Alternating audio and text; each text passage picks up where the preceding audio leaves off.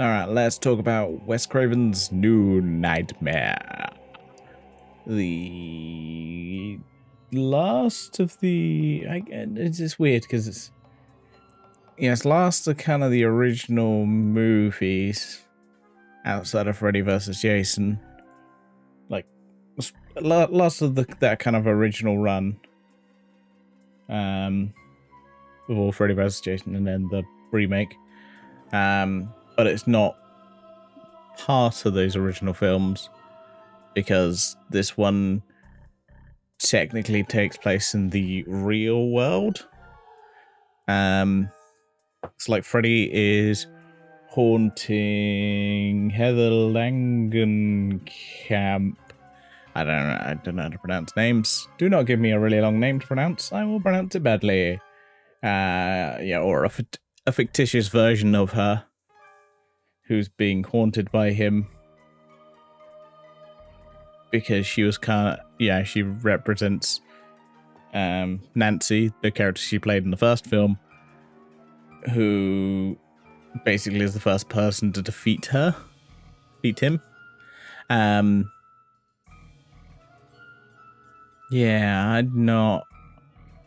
am not a fan of this film. Just like, this is not what I enjoy in the slightest. I don't know. It's a little bit... that's what I say is... I just didn't...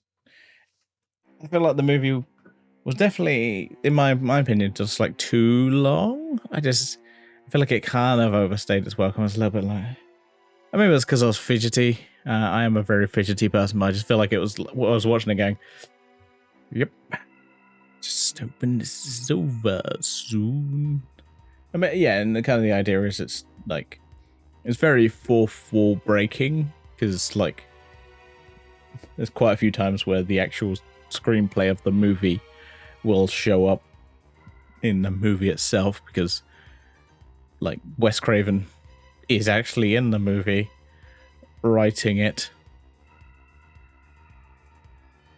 Yeah, it's got good. Yeah, basically, Heather has a son and a husband. The husband ends up biting the dust. It starts with like a dream sequence where they get attacked by Jason's claw. That's a dream sequence. But it does kill off two characters in it. So you know it's not fully it is a dream sequence, but yeah, obviously we know Freddy can kill people in their dreams. I'm just watching again. No. There's a kid who plays Nancy Heather's son, the fictitious son, who I thought was bad, but then like I think it's just because he's supposed to be a little bit at the start of the movie, just a little bit disconnected from reality, and then I watch it longer and I'm like, oh, actually no, he's actually really good. Like. More I watched it, I was like, oh, okay, no, this kid's really good. And then basically Freddy goes after her. Do they have to travel into the dream? There's definitely some cool moments in the film. I'm just like, yeah. Freddy abducts the child, and then she has to travel to this kind of boiler room type place, and then ends up basically burning Freddy again, even though he was defeated before because I don't know. Like I said, it's not. I didn't enjoy this. I honestly just don't recommend it as a movie. Maybe some people, from what I saw, it's the worst performing one, but apparently it did really well. with critics. But to me, I'm just like, no. I like my 4-4 breaking, but I like that generally in a comedic sense, not in this kind of horror sense. It just doesn't. If in my mind, it doesn't fit. It just it feels like there's no stakes if you're in the real world. I don't know. It just never connected with me, and I was kind of never like watching the whole thing, just going again. Sure, this movie's just gonna be over soon. Yeah, I just watched again. Nah, I'm not into this movie.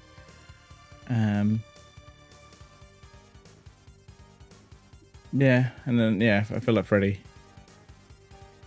It says like Freddy was less comedic, and I'm like, that's kind of this whole thing. He's got like, I mean, you see in the movie, he's got like stretchy arms. I mean, it's not a fucking horror thing. It's just, yeah, Freddy's a little bit comical. I don't know. It like I said, it just never connected with me, and I just end up talking about because the kid's dinosaur basically protected him against Freddy. So obviously I'm waiting for the sequel of Freddy versus dinosaurs, which is my ultimate. I definitely want to see that as a movie because I want to see why Freddy is weak to dinosaurs. Just chatting complete shit, and through the entire thing I'm just it just never connected with me. It's kind of, it's one of those things where I watch it and go, oh, this is cool in concept, but nah. Maybe people liked it. I don't know what. Other than critics, I don't know what. It's cool to see the characters back or the actors back. But like I said, admittedly, I'm also watching these back to back to back. So it's not, for me, it's like, oh, I saw them like 2 months ago. Something like that. So it's like, there's not been that long.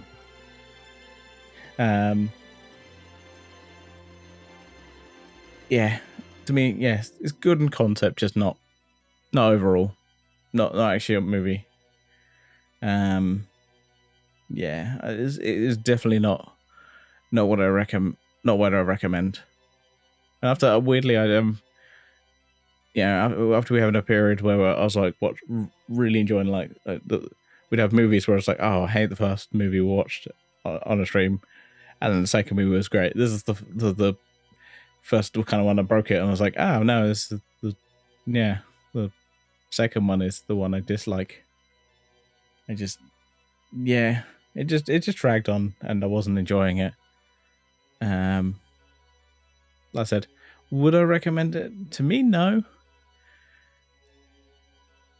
It's hard to recommend, and it's one you have to. I feel like you only can really watch it if you've watched the previous films. So even though this one's just got a very, like I said, Jason 9 was like completely different, and I liked it. This one is completely different. I disliked it. It broke the formula, and yet I was like, oh, did you have to? What? Why? Yeah. Oh well. It just never clicked with me personally. It just might be my thing. Oh, it might not be my thing. Just sometimes movies just don't click with you.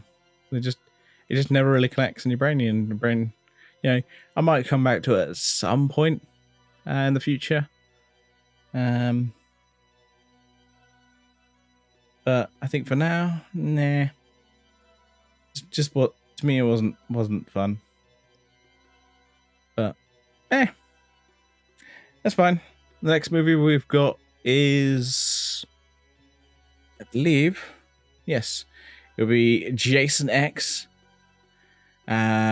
which I think is like futuristic weirdness. Oh, I'm seeing. Here we go. Most of this in German, but I'm seeing 2055. So in the 25th century. I'm not sure how that's going to work when there's Freddy vs. Jason afterwards. See, after that movie is Freddy vs. Jason. I'm very confused on how any of that's going to work. By the time you're watching this, I will have already watched them. So it's going to be interesting.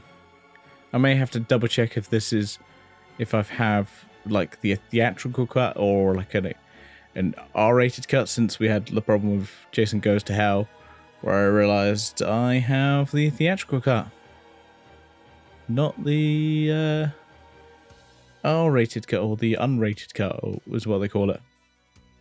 Yeah. Tune in then. For now, I say thanks for watching, and don't go to sleep.